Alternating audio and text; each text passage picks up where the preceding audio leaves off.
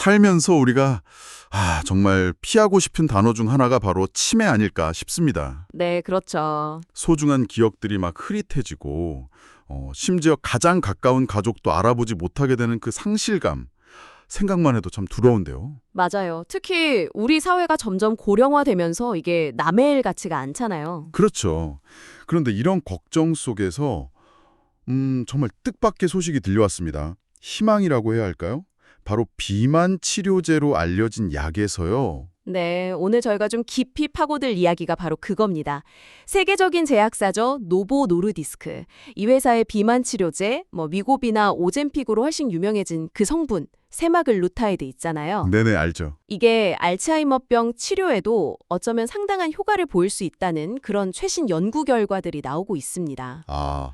이 내용은 저희가 케어유 뉴스의 김영래 편집장님이 매일 아침 전해주시는 아침마다 지혜 칼럼 내용을 좀 바탕으로 해서 이야기를 풀어가 보려고 합니다. 아니, 살 빼는 약이 어떻게 뇌 건강이랑 연결이 된다는 건지 이게 참 신기한데요. 그럼 지금 어떤 연구들이 진행 중이고 또 학계에선 이걸 어떻게 보고 있는 건가요? 네, 이게 결국 당신의 또 우리의 건강한 노년이랑 어떤 관련이 있을지 오늘 한번 제대로 알아보시죠. 좋습니다.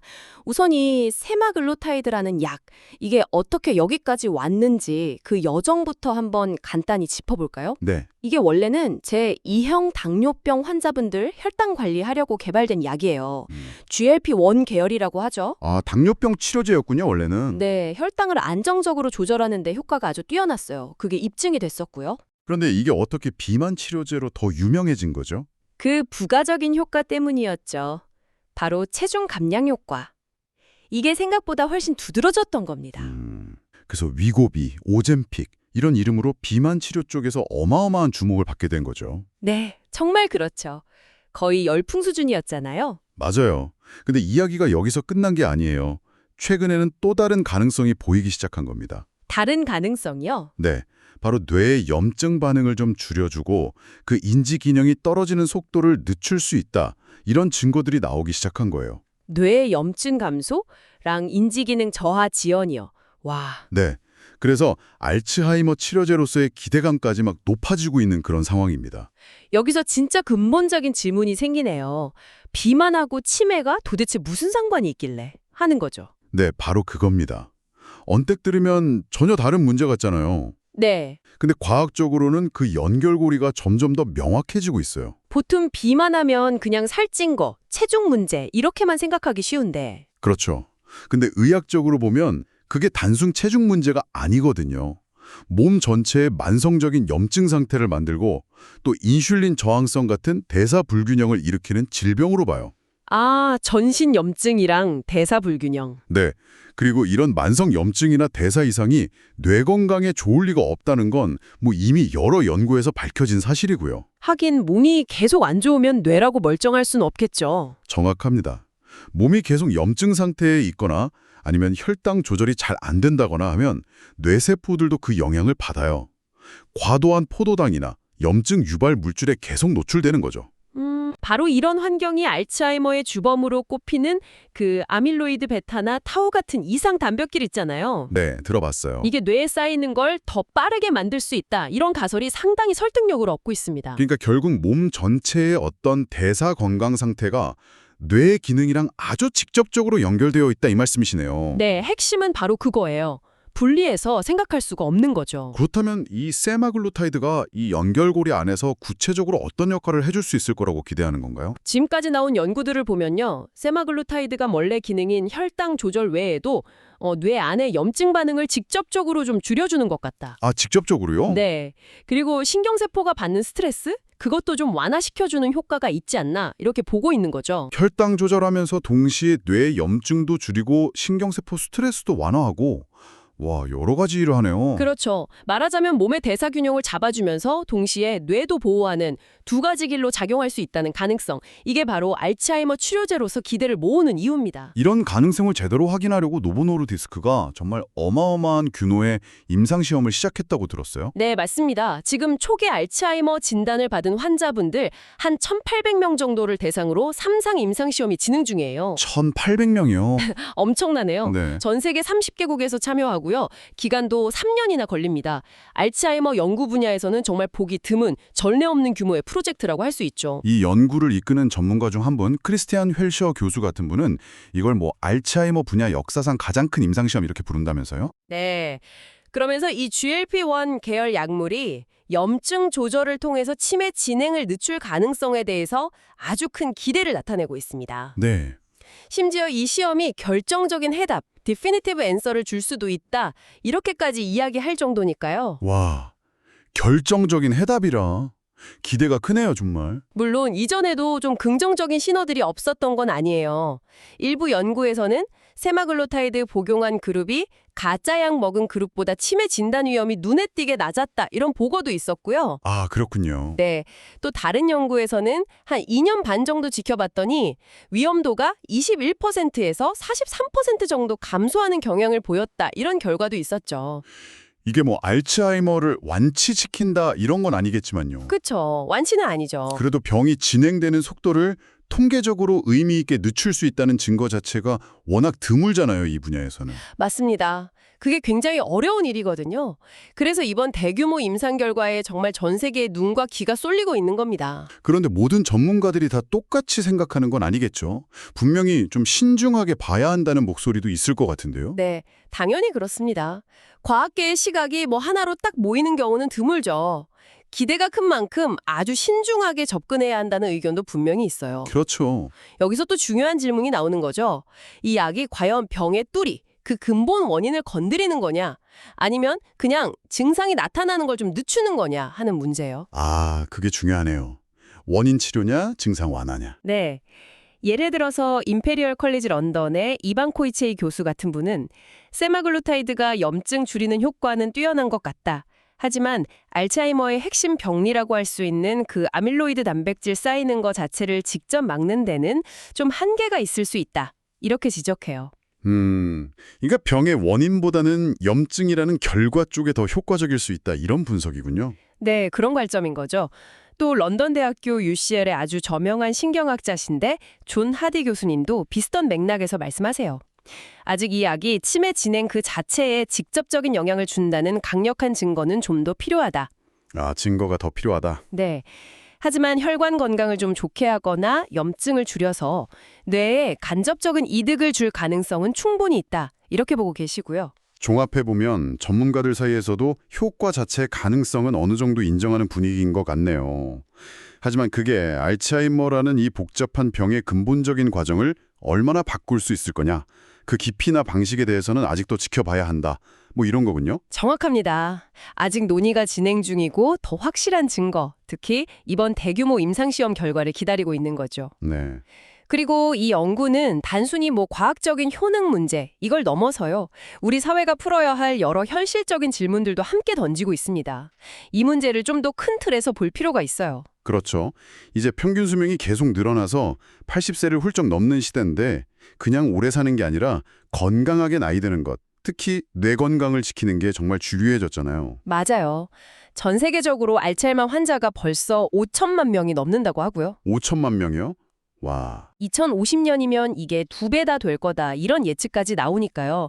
특히 한국처럼 초고령 사회로 정말 빠르게 진입하고 있는 나라에서는 치매가 개인의 불행을 넘어서 사회 전체에 엄청난 부담이 되고 있거든요. 네, 정말 심각한 문제죠. 이런 상황에서 이 연구 결과가 당신에게 그리고 우리 사회 전체에 어떤 의미를 가질 수 있을까요? 만약에요, 이 세마글루타이드가 알츠하이머 발병을 늦추거나 예방하는 데 정말 효과가 있다. 이게 최종적으로 입증이 된다면 그 파급 효과는 뭐 상상하기 어려울 정도로 클 겁니다. 사회 경제적으로요. 네, 엄청나겠죠. 하지만 동시에 아주 현실적인 벽에 부딪히게 됩니다. 바로 비용 그리고 접근성 문제죠. 아, 약간 문제요? 안 그래도 비싸다는 이야기가 많던데요. 네, 현재 미국 기준으로 보면 이 약 한 달치 비용이 우리 돈으로 한 70만 원 정도 된다고 해요. 한 달에 70만 원. 부담이 크네요. 그렇죠. 최근에 도널드 트럼프 전 미국 대통령이 이 약값을 특정 금액 $350 이하로 낮추겠다 이런 공약을 내걸면서 또 논란이 되기도 했었고요. 네, 그 뉴스 봤어요. 물론 노보 노르디스크 측에서는 너무 과도하게 가격을 낮추라고 압박하면 이런 혁신적인 신약을 개발하기 위한 연구개발 투자가 위축될 수 있다 이런 우려를 표명하기도 했고요. 저희가 어느 한쪽 입장을 지지하는 건 절대 아니고요. 이런 논의가 실제로 오가고 있다는 사실을 전달해드리는 겁니다. 네, 객관적인 사실 전달이 중요하죠. 근데 이 가격 논쟁이 정말 가볍게 볼 수가 없는 게요. 알츠하이머 예방이나 치료를 위해서라면 잠재적으로 수백만 명, 어쩌면 수천만 명이 이 약을 아주 오랫동안 써야 할 수도 있거든요. 아, 그렇겠네요. 장기 복용해야 할 수도 있겠군요. 네, 약값이 너무 비싸면 당연히 대인 부담도 크지만 국가 건강보험 시스템 전체에도 이건 정말 엄청난 재정적 압박이 될 수밖에 없어요. 그렇죠. 따라서 과학적인 돌파구를 마련하는 것도 중요하지만 동시에 어떻게 하면 이 혜택을 정말 필요로 하는 많은 사람들이 좀 공정하게 누릴 수 있을까? 여기에 대한 사회적인 합의 또 제도적인 뒷받침 이게 반드시 같이 고민되어야 합니다. 아무리 좋은 기술이 나와도 그게 소수에게만 돌아간다면 그게 진정한 의미의 진보라고 보기는 좀 어렵지 않을까요? 맞습니다. 기술의 발전과 사회적 형평성이 함께 가야겠죠. 그럼에도 불구하고 이 모든 논의의 중심에는 아주 강력하고 또 희망적인 메시지가 있는 것 같아요. 바로 치매는 더 이상 피할 수 없는 운명이 아닐 수도 있다는 가능성이죠. 네, 그렇죠.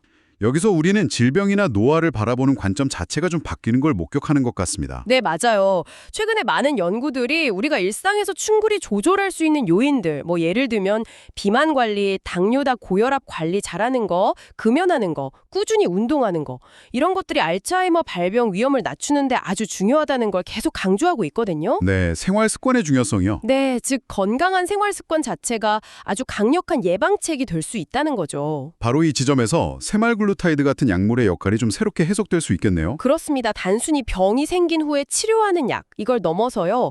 건강한 생활 습관을 유지하려고 노력하는 개인의 그 노력을 생화학적으로 돕고 더 증폭시키는 그런 역할을 할 수 있다는 겁니다. 아, 생화학적인 조력자 같은 느낌이네요. 네, 약을 통해서 몸의 대사 균형을 좀 개선하고 뇌의 염증 환경을 조절해 줌으로써 신체 전반의 노화 과정을 좀 더 건강하게 관리하는 거죠. 이른바 건강한 노화, 헬시 에이징을 촉진하는 새로운 도구가 될 수 있다는 그런 시각입니다. 건강한 노화, 정말 중요한 개념이네요. 이건 특정 질병 하나하나에 따로따로 대응하는 기존 방식에서 좀 벗어나는 거예요. 몸 전체의 건강, 특히 대사 건강과 뇌 건강을 하나의 통합된 시스템으로 보고 관리하려는 좀 더 근본적인 접근 방식의 전환을 의미할 수도 있습니다. 네. 그래서 노보 노르디스크의 이번 시도는 그냥 단순히 신약 하나 개발하는 걸 넘어서 우리가 오랫동안 바랐던 거잖아요. 치매 걱정 없이 건강하게 늙는 것, 그 목표에 한 걸음 더 다가서는 아주 중요한 과정이라고 평가할 수 있을 것 같아요. 네, 오늘 저희는 비만 치료제로 시작해서 알츠하이머 치료의 새로운 가능성까지 보여주고 있는 이 세마글루타이드에 대한 이야기를 아주 깊이 있게 나눠봤습니다. 몸의 대사공관과 뇌의 염증 상태가 어떻게 연결되어 있는지, 또 이 연결고리를 공략하는 대규모 임상시험이 왜 이렇게 중요한 의미를 갖는지 살펴봤고요. 네, 동시에 이 약의 잠재력에 대한 과학계의 높은 기대와 함께 여전히 풀어야 할 숙제들, 예를 들면 이게 정말 근본적인 치료 효과가 있는 건지 하는 논쟁이나 또 약값과 접근성이라는 아주 현실적인 문제까지 폭넓게 짚어봤습니다. 이 모든 요소들이 다 함께 고려되어야 이게 진짜 혁신으로 이어질 수 있다는 점을 다시 한번 강조하고 싶네요. 그리고 무엇보다 중요한 건 이 연구가 단순히 약 하나를 넘어서 치매라는 병을 바라보는 우리 관점 자체를 바꾸고 있다는 점인 것 같아요. 맞아요. 치매를 그냥 노화의 당연한 결과, 피할 수 없는 불행, 이렇게 여기는 대신에요. 건강한 생활 습관과 또 의학의 발전을 통해서 충분히 예방하고 관리할 수 있는 대상으로 인식하게 만드는 거죠. 건강한 노화라는 새로운 가능성을 우리 눈앞에 딱 보여주고 있는 셈입니다. 물론 아직 최종 결과까지는 시간이 좀 필요하고요. 넘어야 할 과제도 많습니다. 하지만 이 담대한 도전이 만약 성공한다면 치매는 노년의 숙명이다라는 그 오랜 총념에 정말 큰 균열을 내고 수많은 사람들에게 더 건강하고 활기찬 노년을 선물할 수 있는 아주 중요한 전환점이 될 거라고 생각합니다. 자, 오늘 탐구를 마무리하면서 당신에게 이런 질문을 한번 던져보고 싶습니다.